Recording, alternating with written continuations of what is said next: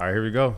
It's Shawn Severs Storylinemarketing, and we got Jason Laham with Astro Creative. Yes, sir. I'm glad you took the time to sit down, and overall, shout out to my boy Bryce for connecting us, because ever since, that was probably earlier this year in March? I think April, May, somewhere around. It was between April and May. Yeah. Man, Western Grain, there was an event that you were shooting with. It was you and who's the person you were shooting with?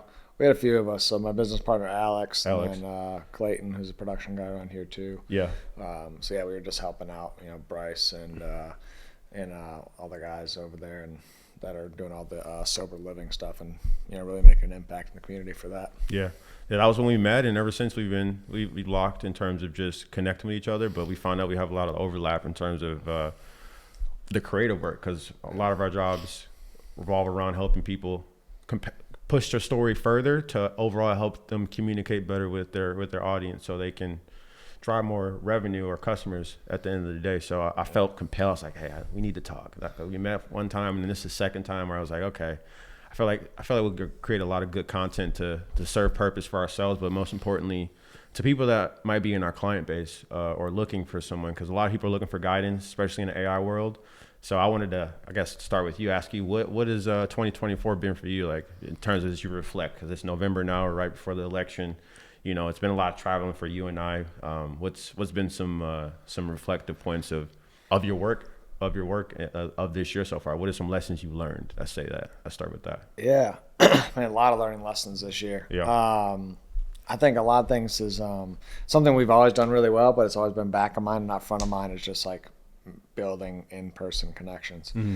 I mean, all of our biggest clients, biggest retainers, deals from this person introduced us to this person, which ended up being a big deal here for this. It's all people that we shook hands with physically. So diving in further and really making that front of mind of just getting in more rooms and different rooms and rooms that of people doing different things, but also within our niche industries that we work with too. And just more we're shaking hands, following up, meeting people up, then the more things come from it. That's been a really, really, driving thing this year. And that's how we've gotten a lot of our bigger accounts. And then also just marketing front, like diving into more marketing for ourselves. So actually, like we never even ran ads for our own company. So it's been mainly referral. Yeah. And so like we're actually launching ads next week, but then we've done other farms like pushing really heavily into organic this year. We did a little bit last year, but really this year we did a lot, and we've gotten a lot of results off that, actually. Just like people are hitting me up for the videos that I make, and then they want to introduce me to someone. Next thing you know, I'm in a group text or DMs with somebody, and then it becomes work. Yeah. So I think, organic marketing has worked well, and then outbound, doing a lot of email, LinkedIn, stuff like that. And now we're pushing into the ad side just to create that omnipresent.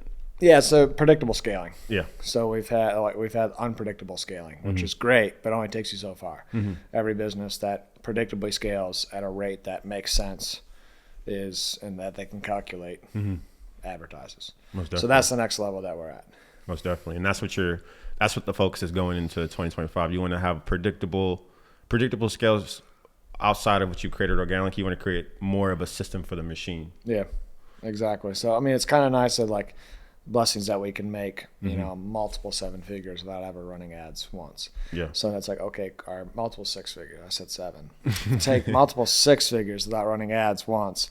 And then running ads takes us to 7. You're just speaking about the future. That's all. It's just a pending future that you're multiple talking about. 7's already done. Exactly. It's just a pending transaction. That's what I like to say. Yeah, but I want to make it right because I can't lie to people. No, we're not There's lying. a lot of people that lie. A lot of people lie their ass off. Yes. So you can't. That's definitely people catch you on that too. So I want to make sure I corrected that. No, 100%. So yeah, so I'm blessed about that. But that's kind of the push for the rest of the year and quarter 1. And we got some other stuff going on behind the scenes. It's like really, really cool. That's some pretty expansive stuff that I'm excited to, kind of unveil going into like January next year. That's exciting, man. And you talking about building your business organically, receiving a significant amount of business, that makes me think about how the client relationship. And I don't know how you can speak to this, but I personally have had experiences. We all have had clients that don't follow what they need to do or what we give them as advice or structure 100% of the time. It's like almost unrealistic, but at the same time, people need to treat their businesses the same way. Yeah. Like I'm sure you come across clients, I'll come across clients where they're not fully devoted into the creative process or the advertising process where they're not feeding the organism, because they think they need just ads, but they don't need just ads. They need ads and systems, and they don't just need systems. They need to maybe get better customer representatives to maybe better leadership, or someone answering the comments to the creatives that say you might make. And these all kind of hit, but can you speak to, is any of that kind of ringing any type of bells in terms of just clients speaking to only 50% of the time of what is requested to help them be successful? Yeah, I mean, we all have things that we should be doing in all of our us. business, and same with our clients. And I think the thing is like if a client hires you or me or whoever, it's like, okay, you're paying me for a reason. So Right. you might as well take the full benefit, because I'm suggesting things that I've seen work or have made work myself. And so it's like, oh, you're paying me, don't waste your own money. So like that's part of kind of the sales process. Even it's just like, hey, like there might be some things extra that need to be done to really drive things home.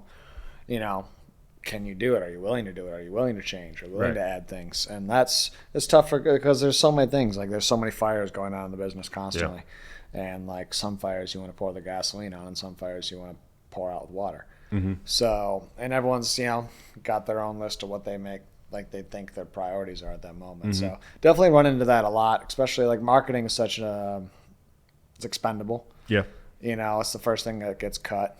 Yeah. When like the economy goes down or some kind of big budget cut or lose a big deal, they cut marketing, which is kind of crazy because that's what generates the money.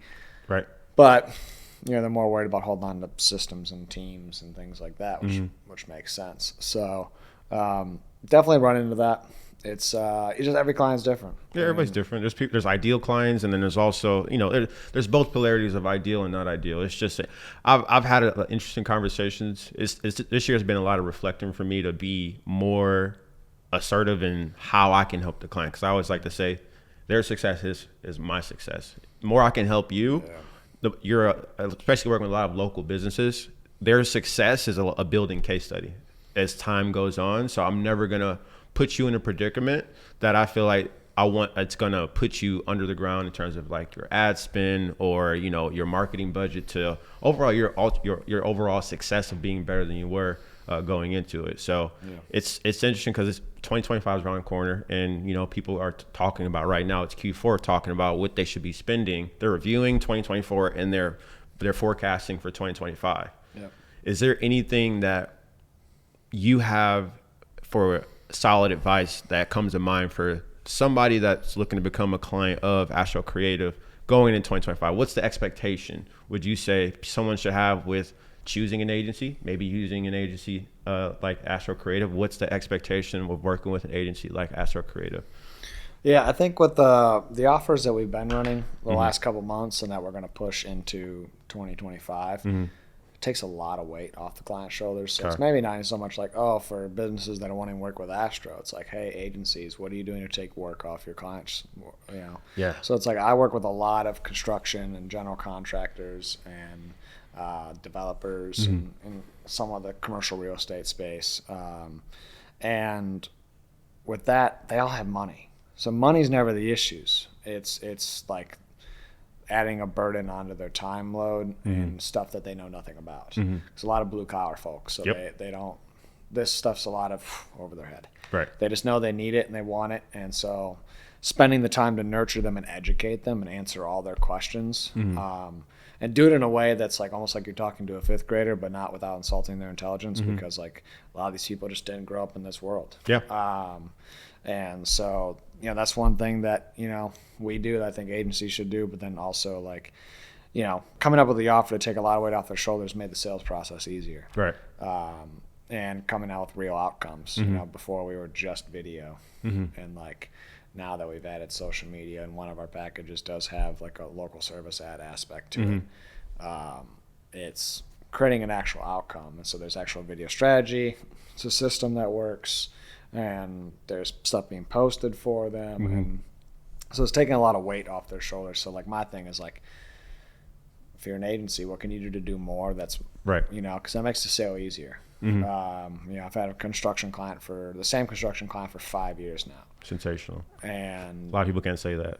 Yeah, it's we're lucky to have a lot of great like 4, 5, 6, 7 year clients. Yeah. It's really sweet, actually. I'm very grateful Yeah. for them. But it's as soon as we're like, hey, because we would like used to pump out content for them, and then like they would post it, and then they would be asking us about how to do stuff on the platform. A lot of friction. Anyways, and that wasn't their expertise, and that was not their And job. you're just like, And so I'm like, whatever, we'll just post it for you. Yeah. I have a VA on staff that's also like has a lot of social media management experience, and so she posts and does basic engagement and schedules everything out and does the copy for it, and then I just present it to the client. yeah.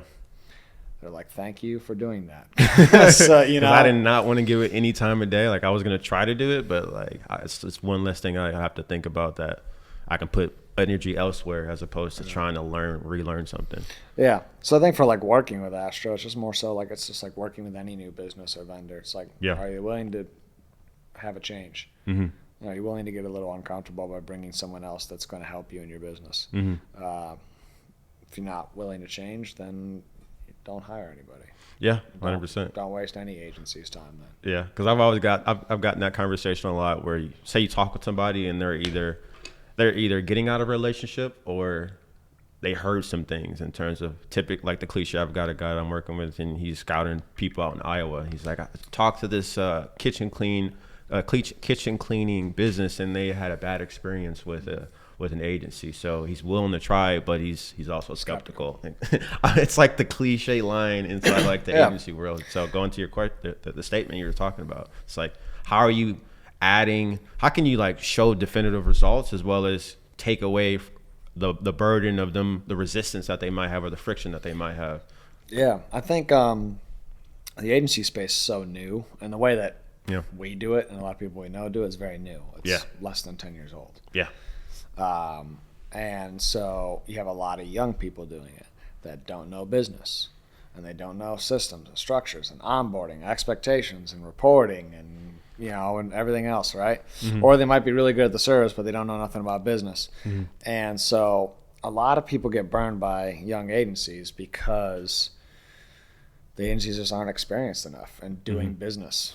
And so it's like, okay, yeah, of course you're going to, it may not, some people intentionally just don't care and they burn people, but I think a lot of people don't intentionally. I don't think a lot of people get in business just to burn people or scam people. I like to believe that most people go in with proper intentions. You'd hope so. But I think, so that's kind of like what causes a lot of the problems.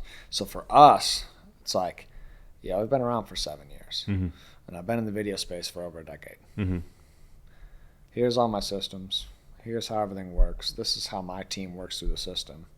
Here's our onboarding system, our monthly call system, our monthly shoot system, boom, boom, boom. I'm a real business. Like, you can trust that there's a rhyme or reason on how we do almost everything in this company. So if you don't trust it, that's fine. Or if you don't want to spend the money, you want to spend less, that's fine also too. Go spend less with a less experienced agency that's going to give you that more likely a bad result. Right. Or spend a super crazy amount of money on an old school advertising and marketing agency that's been around for 25 years. Right. But they're going to charge you $500K a month. Right.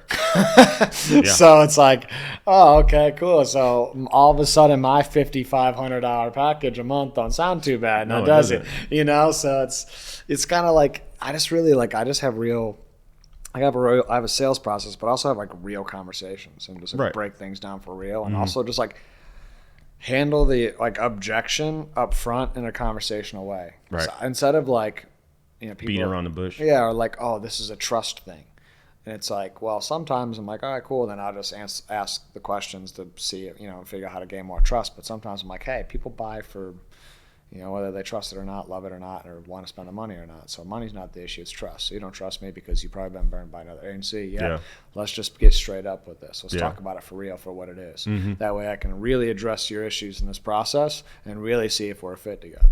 That's where I start. Like anytime I jump on a call now, I'm like, oh, okay, so really quick before we start, I wanted to know what's your relationship with having an advertising agency? Is this your first relationship? Is this your second?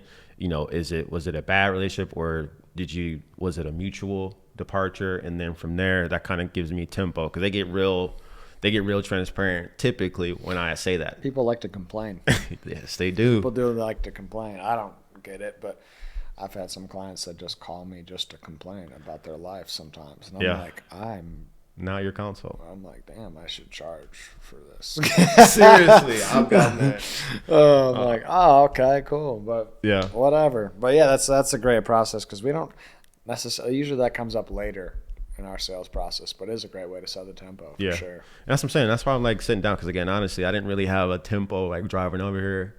Even yesterday, I was just listening to some of the videos that you're making, but overall, I just wanted to just kind of dive into it. And anything that I say, like I had a thought, I forgot what I was going to say, but I want to see if there's any opposing thoughts in general, but it might come up. But I had a thought earlier, but it'll come up because I'm curious to see how the dynamic works. Because I'm definitely like, this year's been a pretty successful year. Like this year was my first year ever advertising for the agency, and then I've just been creating case studies or getting testimonials and running those as advertisements and then retargeting those same people, extracting more and more people. And so it's definitely been an interesting journey to talk to at least, let's say, 75 to 100 people this year. Because before it was all organic. It was all word of mouth of people that, oh, this guy runs running emails. He has an email list. I'm like, he has an email list?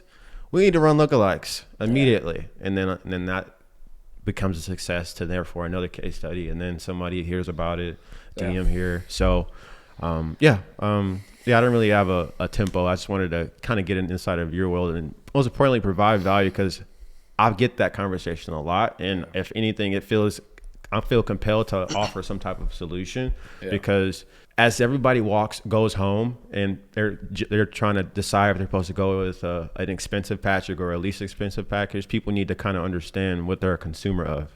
Like as business owners, it feels for me that they need to become a producer of their business in terms of a media standpoint more than a consumer of the day-to-day, because they're going to go home, they're going to go watch Netflix, they're going to go on Hulu, they're going to go watch the game, but then they might put effort of one video, one post, and then write it off or give it 1 month's time, when in reality, the preparation deserves more respect. And if it gets more respect, it's still being in a early industry, or especially advertising for yourself, where MTV, billboards aren't the medium anymore. It needs more time. If it gets it, the success can be outlandish. Like I had a client went from 500,000, 1.2, and this year he'll do 1.8 as far as with his automotive business. But he's devoted so much energy and time to the point where he's like, I'll never turn my advertisements off. But if everybody gave the devotion that he did towards their creative process for their business, as opposed to going to see a movie that costs $100 million to make, they'd be surprised of the outcome if they were to work with somebody that's credible, but most importantly, knows how to help them strategically invest their money in the marketing, tell their story. But no, that's great. That's great. Good. Congrats on those results, by the way. Too. Appreciate it. That's awesome. It's appreciate it. Yeah, I appreciate it, man. And it's really good to hear other agencies have long tenure clients, because that's one thing that a lot of clients, I always ask, like, well, do you have any references that maybe someone else can see? I don't know how you might approach that, but that typically like to lead with like the relationship of other clients in other markets, unless they're like international or not international, national, as far as the United States. And that typically helps them be at ease, along with seeing the systems of everything, because they've heard a lot of salesmanship, but everything else has been lacking. Yeah, well, I think also, I mean, the long, people want to hear that you've had clients for a long time. Yeah. Because that just builds trust, right? Yeah. And I think that a lot of agencies, young agencies, get caught up in the hype of like closing the deal. Yeah. And like doesn't stop there. Every influencer that's in the business space, like sales guy, like close a deal, close more deals, deals. Yeah. It's like, cool, yeah. So if you're landing 5 deals a month and you're losing 4 of them every month, attrition's horrible. You're not going to scale your business. Yeah. But you sell 5 deals a month, only lose 1 or 0. Who's going to scale faster? It's math. Yeah. 5 plus 5 plus 5 plus 5 or 1 plus 1. It's going to be, So I think it's just like, so I tell a lot of people, like, just everyone wants to be an entrepreneur now. I'm like, join a startup first. Yeah. Like, see if you really want to. Join a startup agency. Join a startup software company, whatever, right? Jump into a marketing wing or agency type role in a startup business. Like, jump in, get your feet wet, feel what it's like to wear 8 hats at once and have to figure all this out and move the needle forward in many different ways. What was that moment for you? Like where I had a startup, or when I was in a startup. Like, yeah, where you were in a startup and then kind of, yeah, what's that life like? You know the Ghost supplements and energy drinks? Mm-hmm. Yeah, I worked there. Yeah? 2017. They weren't even a year old yet. Dude, so you were there at I infant was stages. I was their first full-time and hired employee. Outside of the founders, and there's a couple part-time guys, I was their first full-time and hired employee. That's awesome. I was only there for 6 months. Pretty short. Just kind of mutually parted ways. It just wasn't working. Mm-hmm. But yeah, I got to really see on the ground floor of like, it wasn't a marketing agency or a video agency or anything like that. It obviously was a product company. Right. But like I was in the marketing division and I was the first hired employee. So a lot of marketing responsibilities were on me. And so I got to see like how much the CMO and the CEO, who I sat directly next to, were making things happen and scrambling every single day. And learned a lot in a 6-month span. And then once we parted ways, I was like, cool, I'm going to move back to Detroit. Mm-hmm. I'm just going to do my own thing and figure it out. And so, yeah, I just encourage that because like I feel like a lot of people actually want to be entrepreneurs. They've just been told through social media they want to be entrepreneurs, and they see other people being entrepreneurs, and then they don't realize that 95% of entrepreneurs don't succeed, and 98% of them freaking hate their lives. And no, maybe not 98% of them, but they work themselves into a prison cell. Yeah. The good old golden handcuffs. Yeah, 100%. But then they preach hustle, hustle, hustle, hustle. Yeah. And then people are like, damn, I don't want to work 70 hours a week for $10K a month. And yada, yada, yada. And it's like, cool. Well, then maybe you shouldn't have been an entrepreneur because maybe you were better and played a bigger role where you could have took a 10K salary to actually move the needle in some kind of other agency or in the marketing department of another company that could really use your specific skill set. Mm-hmm. And yeah, you work at 9 to 5, but your life is way easier, you know? And it's like, so that's why I'm like, if you're going to start an agency, learn agency world by going into work for an agency first. Yeah. And see if that's something you really want to do. And there's no shame in like quitting per se. Like, you know, I think it's just not for everybody. Yeah, it's not. I think I've always beat the sound of my own drum. I've never really quite fit in 100% anywhere. Mm-hmm. And so I think I fell into the role a little more naturally just because I was like, every job I'm at, I don't really fit in anyways. Or you maximize the potential you got out of it and you're like, I think it's time. Yeah. So like for me, it's like this, it made a lot of sense. But, you know, I think for a lot of people that are like super, I don't know how to say it, like super like indoctrinated, you know, we're straight A students all the way to school and had high GPA and got their bachelor's and master's degrees. Yeah. Most of those people are not business owners people because they're like super, like they prepared their whole lives to think in a box and be a 9 to 5 person. And then they want to leave to be an entrepreneur. Yeah. And then they wonder why they didn't make money for a whole year. Yeah. And it's like, well, maybe you should just go help a company and then move and then people grow and evolve, so like people can really shift and change. I mean, I worked corporate world for several years before I started my agency. So like I think it took me a few years to learn a lot, and then it took me the first few years of business to really actually learn a little bit about business to then take me to the next part of learning a little bit more about business to then take me a little bit more, you know. So it's like, you know, so I think, you know, for the first 3 years of Astro, we never made $100,000. We made under $100,000 for the first 3 years. Yeah. And we're 2 owners. So do the math. Yeah, I was living with my mom. Yeah. That's what that meant. I was living with my mom. Yeah. So yeah, most definitely. No, that's awesome. That's awesome. It's just a detail because I think it's important because now I would think about it, we grew up in the middle of advertising. Like, how old are you? 29. Yeah, almost 30. Same thing. I'm in chapter 29 too. So we literally grew up where we went from transition from playing outside to people verbally talking about what they did on what was said on MySpace, or you know, when they had the best friends list on MySpace. Exactly, and it changed. You wake up one morning, you're like, Jason, why you taking me out of your top 3? That would murder Gen Z, bro. That's what I'm saying. You had a categorized in order friends list. I remember doing that too. You start dating a girl, buying I number 1. I'm like, I just asked you and my girlfriend like 3 minutes ago. Like, chill. We didn't have phones that could open it. I'm like, I have to go home to my computer. What you mean? Seriously. And now to get on the internet. Big desktop computer. So I'm saying we grew up in the middle of that, and then now people can kind of look at content like this to kind of assess. Because what I think happens now, people are not this coin term. I'm gonna take it. I haven't heard anybody say it, but people are lured in by the luxury marketing, and they don't really have the guidance for themselves to hear other perspectives, or that's what they want to hear, because it might solve an issue that they might be in, and despite them not being the right fit. And a lot of people got to go through different seasons. I like to call it, everyone's got to go through different seasons, different reasons. And you just got to make sure you don't stay in a season too long to where, you know, you're damaging the plants, so to speak, or you're damaging, you know, your personal journey. And that's where a lot of people get stuck. Because one of the first ads that I saw, entrepreneur, was here in my garage. Ty Lopez. Back in my Ty Lopez, bro. That's my roommate started his whole business because of that ad.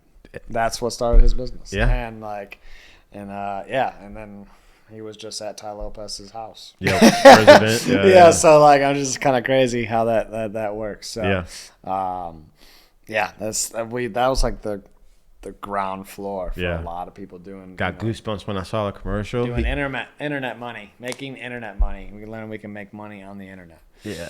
Which that didn't even really occur to us till a few years after Astro even started. Like, we were just like video kids. Like, we grew up a lot doing, like, my business partner did a lot of like bigger set video production. So like network TV, reality TV, movie stuff. I was corporate world, you know, Automobile Magazine, Motor Trend, Ghost Lifestyle. Yep.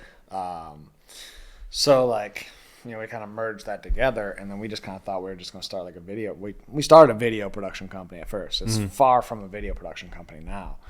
In some ways, obviously, video is still the kind of the center, the nucleus. Oh, that's for sure. That's the nucleus that everything revolves around.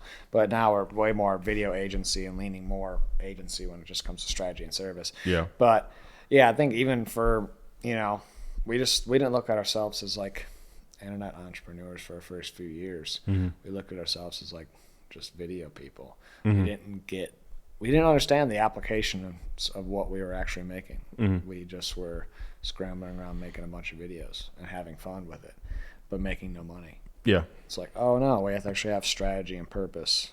Yep. And understand platforms and why things need to go there, and what kind of copy and verbiage makes sense where to talk to certain types of audience, and diving in the science of marketing and psychology and people. And that's when things just started to actually go up, just because we had to understand people and marketing and realize that we're more of an internet. We have to play more of an internet agency role than just videographers. I'm curious to get your perspective on that, because like for me, I just so happen to attract a bunch of people that do a lot of videography work.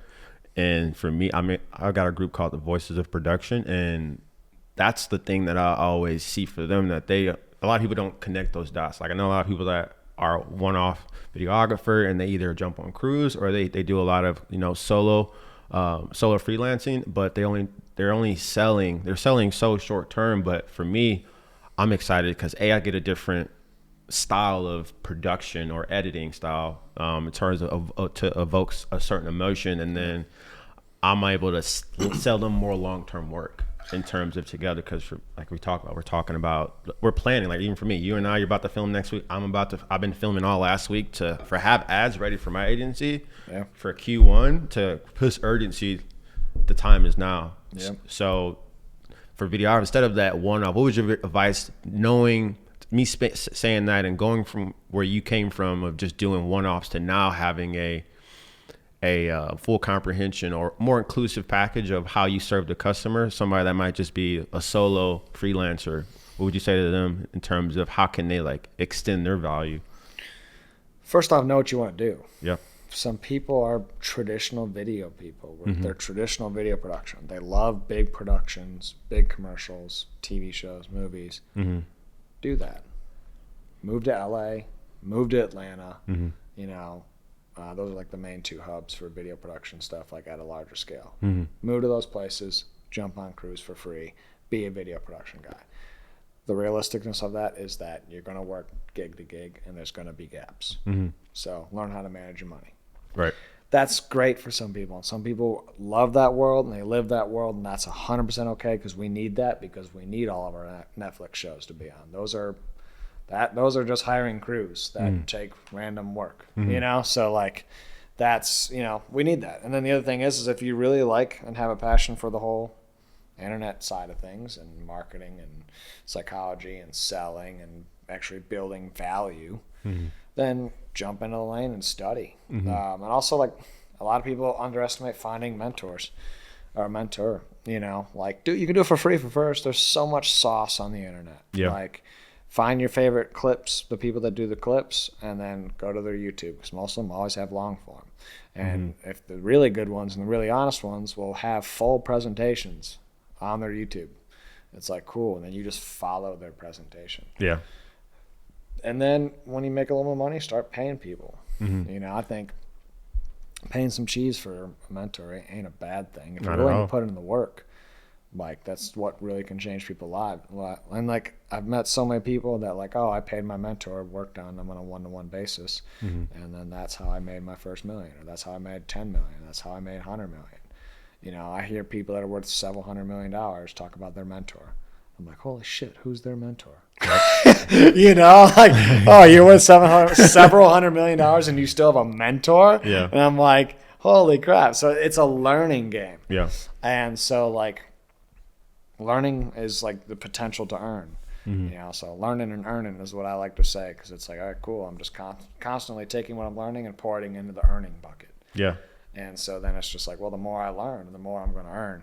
I just got to implement it and put it into That's action. what Ty got me in his first 7 seconds. He's like, the more you learn, the more you earn, like the great Warren Buffett says. I was like, oh, books, Ferrari? I was like, say less. What do I need to do? Because it wasn't even about the Ferrari. Like, even when I moved here in 2017 originally from Michigan. And I got here and I didn't necessarily know where I was moving and where I lived at the Optima around that area at the time. I wasn't there. I don't even think they built it yet, but I saw Ferraris like they were Toyotas. Like, like the only time you're gonna see a luxury car in Michigan, at least at that time, is in Bloomfield Hills. Bloomfield's, Grosse Pointe. A Corvette, a Cadillac, or I was about to say people have BMW. People have $5-10 million mansions in Michigan and just have like a regular Cadillac sitting out front. It's kind of weird.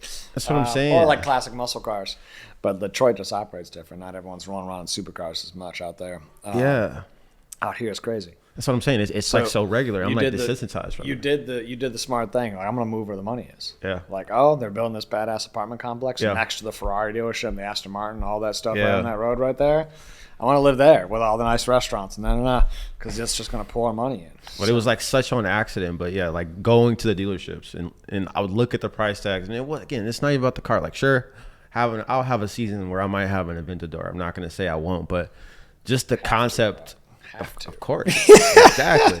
But the paradigm of somebody literally walked up and they're like, so how much can I take it off the lot right now? There's people that walk into places that can buy things that are multi 6 figures, 7 figures, and their paradigm is in a different realm. Their mindset is different. So that's the thing that I've always drove me insanely curious to be like, how just to have the ability, let alone getting it. Okay, I'll get it, but to acquire it, you're on a different mental realm as opposed to, let's say, that's us coming from Detroit. It's different. And then to learn that, and that's where I was like, I gotta stay over here. Well, I got a room with this person. I don't have a car. I'm walking here. Going to this event. Oh, the Marketer's Mansion. Shout out to those guys out there where people around the money, they're talking about money differently than I ever heard. It's like, damn, it's like, okay, going back to the mentor thing. Yeah, they do different deals and different structures and move money different ways. And it's like, oh, cool. Well, that's not taught to people unless you mix with those people. Yeah. So you got to either pay to be in the room with the people or pay to get the one-on-one time with them. Yeah. So pay your way into it, Yeah. And like people are like, oh, that's a lot of money. And then it's like, yeah, it is a lot of money, but it's a pay-to-play game to a certain extent. Yeah. It's like, there's always the back and forth thing. It takes money to make money. And some people are like, no, it doesn't. Some people are like, yes, it does. And it's like, well, in essence, it all does. Because if I'm going to buy a laptop to learn, or a book to learn, or a camera to learn, or whatever, you got to. There's different levels to it. Obviously, a book costs $15, a laptop costs $2,000, camera costs $4,000. So there's definitely it's just where you want to put your money, and how hungry you are with it too. Like, if you spend a few racks to get. I'll say, even what's in the last year, we've spent almost $12,000 on mentorship, and then events. I don't know, few grand on events. Yeah. So like you're talking 15 grand of just pure for learning and intentional learning and network and stuff like that. So it's like, all right, well, but that 15 grand, I don't have the math off the top of my head, but that 15 grand's probably made me a couple $100,000 this year. Yeah. So like, so it's like, all right, cool. Yes, pay to play. But like, if you actually apply the things that people are teaching you and instilling in you and like mixing with people and then you hop on organic, natural conversations and calls to like help each other and you implement those things, you go up. So, it's like, it's just a mindset shift. Yeah, you got to change your relationship with money. That's the thing, because everybody wants to hoard it. Like, technically, we know for a fact that it takes money to make money. But going from I'm going to get a paycheck to that concept of planting a seed, planting a garden, and then watering it, so to speak, to therefore see the reward of what a plant that you took care of, which originally was just a seed. It's just different because it's not always you're going to get seeds picked over. It's going to storm. There's going to be a hurricane. There's going to be a bird that picks at it, whatever the case may be, but there's still going to be seeds that grow, but you got to have faith in that process and be conscious of what you're watering and where it's at and make adjustments that are needed, as opposed to just being in the psychology that I'm just going to clock in and clock out. Yeah. Like 2021 was my last job. And since then it's been all entrepreneurial, where I've been working for myself, then finally get a team. And then from there, my last job was 2021. Before that, I had an internship, but it was a big paradigm shift because I was selling stuff from Ross, and then I would flip stuff on Facebook Marketplace to doing $500 advertisements here for that gym or that chiropractor, and then finally getting the cojones or systems to direct correlate results. But it was a lot of trial and error. But going back to the point, those were a lot of seeds that I planted, and then there's a lot of things that flourished out of it. A lot of it didn't work. Yeah. I'm sure we can all attest to it. I'm curious for you, like, what was one of the first projects that you remember that sticks out in your mind? Because I'm sure, now you're here. You got a lot more momentum, a lot more leverage, a lot of results, got systems, teams.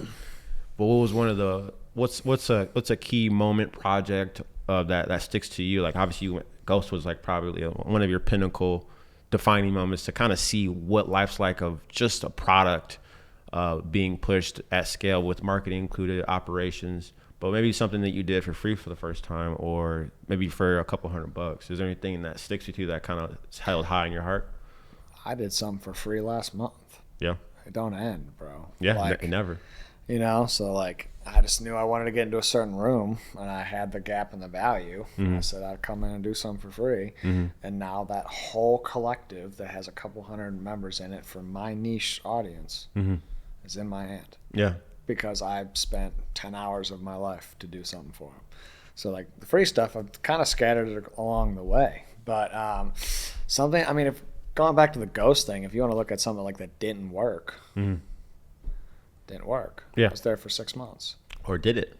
It didn't necessarily literally work. In the long picture, it worked. In the practical picture, it didn't work. That was, I became friends with the founders of the company, and then they brought me into the company, and I was like, Ghost is it. This is where I'm going to do this is the job. I'm going to make an impact. We're going to make great products. It's a fun culture. I love the brand. Like, this is it. I'm just going to like push, and we're just going to make this happen. And then 6 months later, I was packing my bags. So in the short side of things, that was the failure. It didn't work. It fell flat on its face. But in the long term, that gave me the first platform to learn and then take the next step. So like, that's a kind of like a monumental failure that pushed me over the edge, so to speak, to do something new and different. We've had some few projects along the way that have like didn't work out too well, and we've reshot projects for free. We did a couple things where we're in the editing room, we're like, this is not up to our standards, and then drove out. There was when we were in Michigan still mostly, which we still have clients in Michigan, but we lived in Michigan. There was a client in Northern Ohio that we took on, and tried a whole brand story and a bunch of B-roll and some content that get repurposed. And we just really thought that some of the B-roll and one of the angles on the interview setup just was not good. And we showed it to the client, and they were like, oh, we like it, but we don't like really love it. And Alex and I were like, yeah, we don't like it at all. And so we just offered to go back down there. Mm-hmm. So we scheduled a time, like sometime the next week or two after that. Mm-hmm. Reshot the interview, resprayed the whole facility of B-roll, Mm-hmm. and then we remade it. And they were like, holy crap, like, we love this. This is like flawless. This was exactly what we were picturing. And like, guess who still hits us up like every year for a handful of projects? Them. Yeah. Because we went the extra mile. So it's like turning your failures or things that didn't work into things that work even better for your long term is the skill set. Like, Yeah.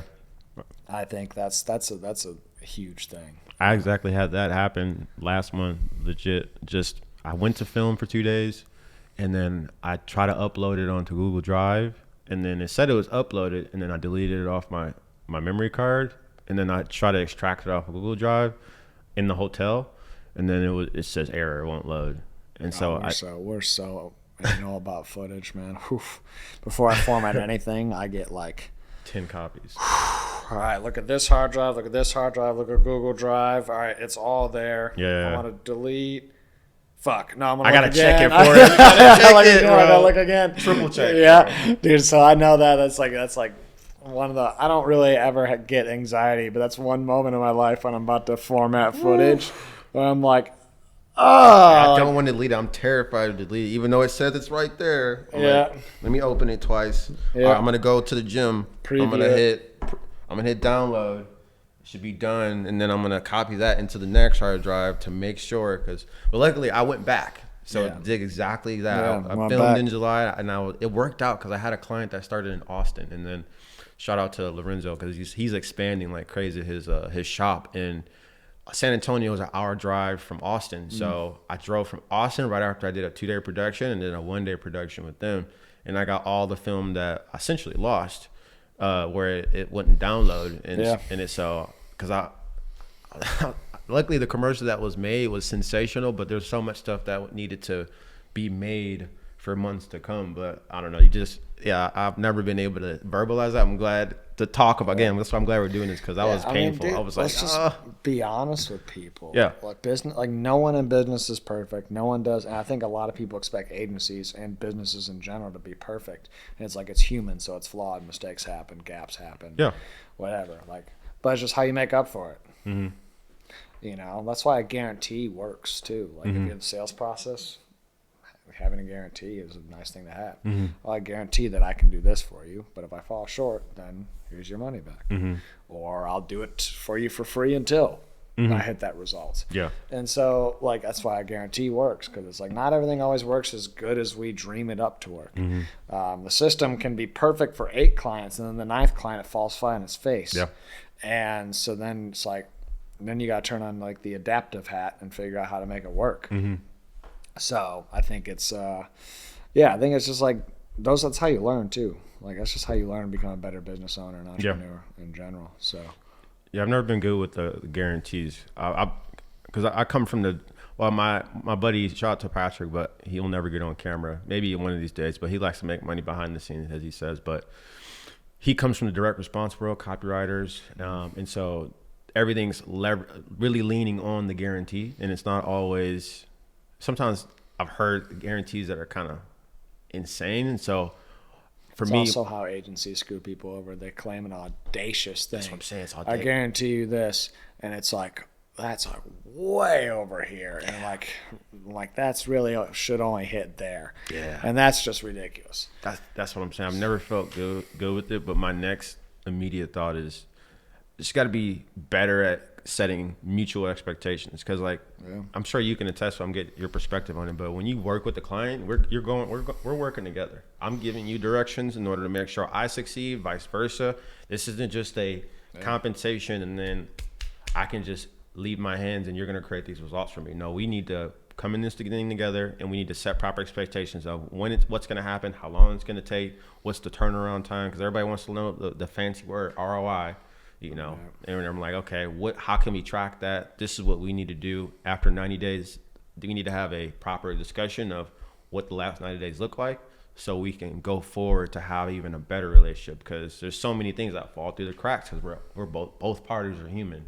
Some things might be miscommunicated, but it can get better as long as we have that line of communication. Because I've had relationships where I'm like, I haven't talked to anybody. I have to talk to somebody in the the client's perspective or the client side of things to make sure things are moving along. Otherwise, I'm in the dark. Yeah. But I don't know. I had to that you like reminded me of that. Expectations. Yeah. Okay. You know, like clearly set expectations for them too. Yeah. Because like you said, you work together. So as much as like you can create an offer and a service and a product that takes a lot of weight off of them, you're still doing something for their business. So they have to have some kind of involvement. Yeah. So the expectation is like you have to be able to do this, this, this, and to participate. If you can't do that, then we're not a fit to work together. Right. You're not ready. Right. And you now go up in a follow-up campaign, and you'll hire me in 6 months.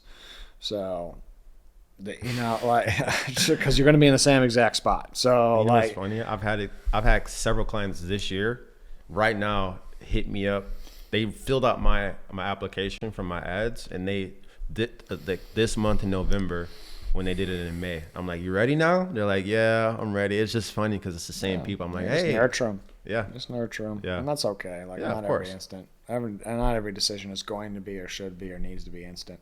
So, like, it's okay. yeah, That's just feeding the pipeline for a longer period of time. They'll come on at some point. yeah, 100%. And if they don't, then they weren't ever ready, and that's fine. So, and I think we do that with our businesses too. There's certain things that we should do that we don't do, and then we hold for 6 months, and then we wonder why this hasn't changed, and then you just got to bite the bullet and do it. Right. But setting the expectation with your clients is super necessary. That's one thing we're working on too with our onboarding system.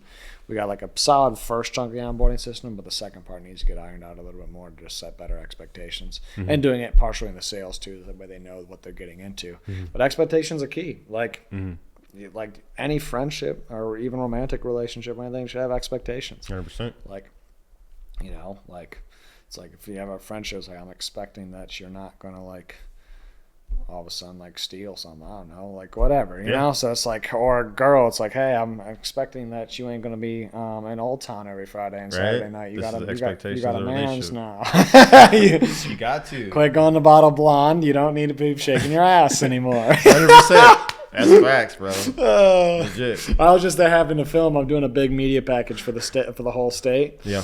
And I had to go to I literally went to Old Town at 11:30 last night. And I just shot some shots down there, and I was just like, and it's like Halloween, so some people are dressed up Halloween, some people are dressed normal. Yeah. And I'm just trying to film, and girls are jumping in front of the camera, trying to shake their ass. I'm like, get out of the way. Yeah. I'm not get out of the way. Chill. So that's why I thought about Old Town, because I was just there, and literally to myself, I'm just like, there ain't no wives here, bro.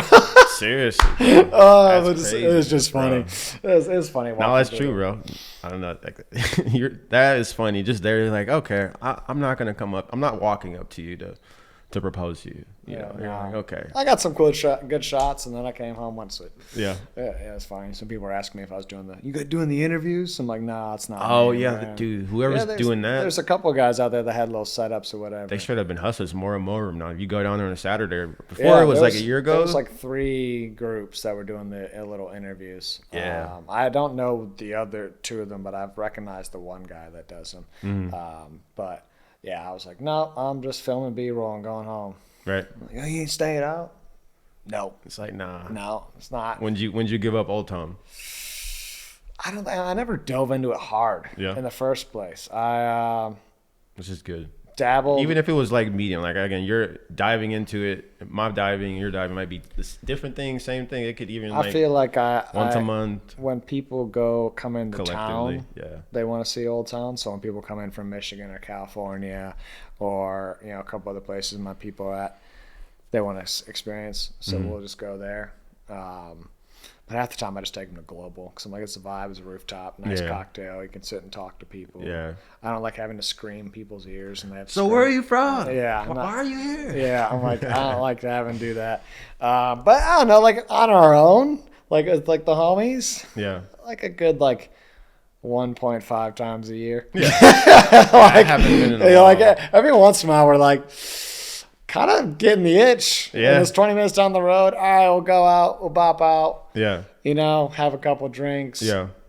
Curious. Watch. Yeah. Get the couple flirtatious, lines out of the way. And then, where you going? I'm going home. You coming? You want my number? No. I'm going home. Yeah. I'm going home. Yeah. So I'm like, I can't bring you. I can't let you. can't Keep bring it you home. separate. Yeah, I can't let you. My mom wouldn't appreciate seeing you. I only bring girls back to the crib that I can bring to my mama. They'd be proud to. That's the rule. 100%. You only bring girls home that you bring them to your mom. So 100%. this got off track. So we're talking about Old Town. We were talking about advertising, creative. But we'll bring it back around. A cocktail lounge is a great place to have client meetings. Yeah. So you have a more chill cocktail lounge. You can actually hold a conversation. It's a little bit of a nicer setting. Have a nice little drink or two. That's great. I found that to be a great way to build relationships with clients. Have you ever hosted an event?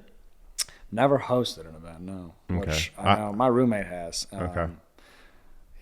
That was years ago. They used to do that now, but because that was. They always said that was a vibe because you're automatically the authority in the room. Yeah. It's your event.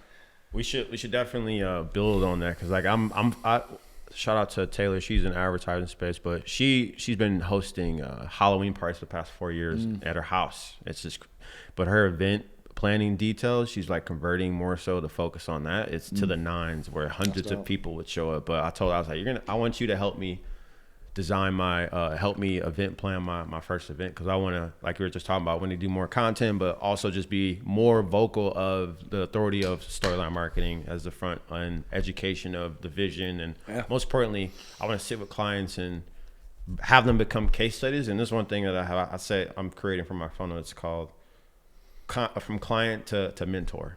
Because one of the things I'm answering is I'm bringing them in to be more so a verbal consultant to a degree to vocalize success about the marketing, but also maybe things that they might be doing better from an operational standpoint, niching into their industries. But overall, I want to have them, as well as a small size of people, of educating them, maybe having an event to show them and share with them, where say somebody like myself and you talk about tangibles, how they can be successful practically, internally and externally, as well as have them, maybe the people that are now clients, turn them into mentors where they can kind of share their business. Because my biggest thing is saving small businesses in America. That's kind of my spiel with storyline marketing. I want you to be successful so you can help the next small business in a small town grow, and then you would be solely responsible for saving small businesses in America. But I don't know. I don't know where. I feel like there's something there, but I'd be down if you aren't opposed. You could kind of plan on that. You could build even a school community for that. You take your clients and everyone has their own little module, and you kind of create a conglomerate of mentorship. Yeah. And that way, people that are they come in through the marketing funnel or the client funnel, and then they have access to this whole collective community and information. Could run it like that, and then you could either have a free version and a paid version. There's many ways you could do that. If it's providing real value and it has that strong mission behind it and has a clear path of how you're doing that mission, then that could sell and bring a lot of value. Yeah, that's what I'm working on. But just the in-person element is what I was. Yeah, the in-person's nice. Every blue moon doesn't have to be religiously, but maybe a couple times a year, maybe small setting, 50 people, kind of like what Hermosi's is doing. You could do once a quarter. Yeah, something like that. Yeah. Everyone has something quarterly to look forward to. Yeah. That'd be sweet. That'd be super sick. Definitely. Yeah, we used to, my roommate used to throw networking events and stuff, and I'd go to them. So I'd help out with a couple things, but it wasn't my event ever. But because they had a penthouse in Detroit. They're in Lafayette Towers. So they overlooked the whole city. Big ballin'. Yeah, they look. That's the Optima of Detroit right there. Lafayette Towers is shit, bro. It's it looks cool from the outside, but man, that's what I'm saying. You see it same thing with Optima. You see you're oh, Optima's at least nice, it has all the amenities. Lafayette's falling apart. There's a lot better stuff actually downtown because it's just out across the highway from downtown in Detroit. But they'd throw events up there because you just got floor to ceiling windows around the whole. So it's big vibes, and so they'd throw networking events, little workshops and stuff like that. So, yeah, that was so I think we've talked about it here. We've had parties here, little pool parties, stuff like that. But think about before I get out of this crib, maybe actually throwing a proper business kind of networking. I just don't know what we would do. We have to move all the furniture and do some. You definitely got some here. Honestly, I might have to connect you with Taylor because honestly, if you went, I guess it's so good to the point where you got to go to the Halloween party. I know we're almost at 3. My phone was just ringing. Yeah. I didn't know if my roommate's landed from the airport yet. Oh, yeah, I forgot. Yeah, you said. He don't land for a little bit. I just didn't know how much time got passed by. Oh, we're good. Okay. Oh no, it's the dude from a car dealership. I inquired about a car, and then he's just doing his job and following up, and I just haven't had the time to focus on that. Follow up is so crucial, bro. Yeah, legit. You're like, like that's what I've learned because I work with a lot of automotive shops. You said car dealership. Yeah. And the follow up for those guys they're either in the business or they can't get out of the business, and so to get them on a call, unless I had one call closed this year, but usually it's on average 3 follow-ups to basically just presentation, show them something, make a decision. Yeah, I don't have data for that, so that's definitely something I need to do. Is like how many follow-ups on average does it take for me to land a deal? Yeah, I just switched to a 1-call close, so I'm about to start testing the 1-call close. Sick. Because I have a specific offer. I don't have to do any outside strategy work when I used to when I did a lot more custom strategy stuff. So that was always 2-call because I had to come back and present strategy. This is just like, this is what it is. This is what it includes. Take it or leave it. What's your perspective? I'll wrap up with this, but how should someone tackle a physical product? Now that you work with Ghost, what's your perspective of how somebody should tackle and market a physical product going in 2025, as well as a service-based product or a service-based business? How do you separate the two in your mind? I'm just curious. Like how to market them? Yeah, how to market them. I mean, for service-based and products, like what's the oldest trick in the book in both lanes? For service-based, what kind of testimonials and case studies do you have? That will never not lose trust. Someone else said that you did a great job for them and their industry will always work. Right. Product, influencers. And people think, oh, influencers is pretty new. I'm like, well, we were in 2017 with Ghost. We were hiring influencers. So it's at least that old. But then Arnold Schwarzenegger was endorsing products in the 80s and 90s. That's influencer, right? Like it's not just a digital term. It's like products, like influencer, but get more targeted with an influencer, not just like some random hot girl. Like, does she actually? There's an influencer for everything now. Yeah. Like, for instance, like let's just say you're starting, I don't know. There's a company called AZ Lemonade Stand or whatever. They make jars of lemonades, really good stuff, right? Pretty cool company. I see their stuff at like AJ's Fine Foods. I've had some of the jars actually. They're actually really good. But like there's an influencer TikTok and Instagram. Her tag is just Taste of AZ. Yeah, and she just goes around and just tries everything that's best restaurants and food spots and food trucks and local food products and yada, yada, yada. Paying her to say AZ Lemonade Stand's dope and have her drinking it, sending her products is very useful. But not like, I guess a bottle girl in Old Town could do it, but like it's not what people are watching for. Or like you got like some like whatever, you got like one of the bigger entrepreneur dudes out here, I don't know, Andy Elliott talking about AZ Lemonade Stand. It's just not, it's random. It doesn't make sense. It's not congruent. Yeah, so like finding the proper influencer that's in your industry or in your niche is the key thing, or creating one, which creating one takes a lot of work. But like it could work. But yeah, just kind of jump back into influencers. So just like finding the proper influencer, and then like I said, service. If you can just get testimonials and case studies, like that's the best way to market. Yep. And having your ads show testimonials and case studies is a great way to do it. Getting creative too, like get creative, do something a little different. There's some people that have a lot of success with cookie cutter ads, and there's some people that have success with really elaborate ads. Try both, or meet it in the middle. Use your personality, make people feel like they're actually connecting to a human being. Right. I think that's one thing that we've always done. A lot of our organic content is just like introducing humor and our personalities, and and I think a lot of people, because they know it's genuine. If I do something goofy that's me, they can tell that it's me that did that. They're like, oh, that's Jason. Yeah, exactly. Even though they don't know me, they're like, that's great. Yeah. We did we have like astronomic series that's organic, but we could put some ads behind a couple of them. But like literally in the basketball hoop outside, I ran up, slam dunked, which it was lowered. So it slam dunked, it exploded, and then I walked in and was saying like, this is how we did this, this is how we got desired outcome with the business with this pain point, boom, boom, boom.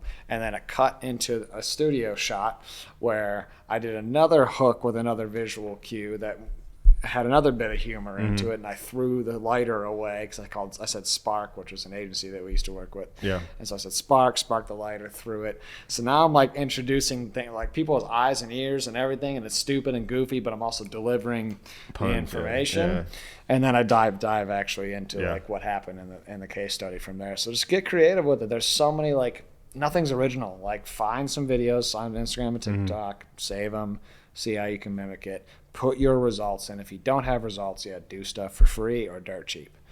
Yeah. You know, like, I used to show up for $200 a day to be on a video set. Right. $200, and you know, some stuff for free, and some stuff still for free. I don't show up on anything for less than $2,000. No. Bucks.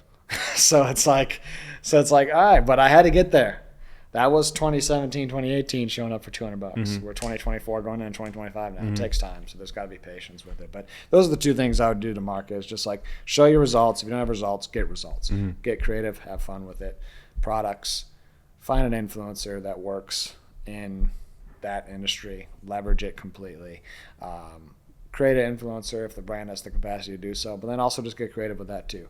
People love creative ad placements too. Like, if you got a product, like, do something creative with it. You know, like the whole, you know, like the Dr. Squatch soaps and stuff like that whole, those like puns. Theme of like, now that style's kind of been overdone now because so many people jumped on that bandwagon, but like, that stuff worked. It was a product, but it was a specific style, really creative, really catchy, got you to remember it. Now I have several bars of Dr. Squatch in my bathroom. Dude, I've gotten the Squatches too. Yeah, just because I was like, I gotta respect it, because I'll go in the library and I'll look at their creatives, and just they've got so many variations for testing always. That's a great hack though. I said, like, saving the Instagram and TikTok videos. You can actually go, and like, anyone watching, you can just go into Instagram and Facebook and go into the companies and pages ad library and literally see the exact ads they're running. If you have you can take a company that's exactly like yours but bigger. Copy their ads almost word for word. And their style word for word. Just replace the verbiage to you. And then obviously have your results. Don't lie about your results. Boom. And I guarantee you could have some kind of traction with it. And that's the thing. In summary, don't be lazy with your marketing. Your marketing strategy. As you can see, we have something that most people don't, which I just thought about now, is we have our creativity muscle is so strong. And because a lot of people heard that and us talking about that, and you give an explanation of how you go about your creative process, it's overwhelming. But this is the opportunity and why you need to vet it with people that have experience with Astro Creative, Storyline Marketing, to be able to help you improve the strengthening of your creative muscle, because you might have a product, you might have a service. A lot of people don't know. They don't understand the value of the story that's untold, or the things that they've yet to test, in order to give them the opportunity to grow. Because a lot of people are scared, and that's where our expertise comes into place. Fear of change. Yeah. It's really what it is. As soon as you can kind of quantify that and realize that's what it is, it's usually a lot easier to get over. So, yeah, most definitely. Sure. So if you guys are watching this, this is the first take of Jason and Shawn. We're over here we're talking it. We're creating some wealthy thinking 101. So if you guys are liking what you're hearing, you want to hear some more stories aligned with some marketing or old town stories, or most importantly, business, you know, like, subscribe, comment, as I want to do more of these, but I would love to get you guys feedback of what you like the best. So until next time, pleasure, bro. Appreciate you.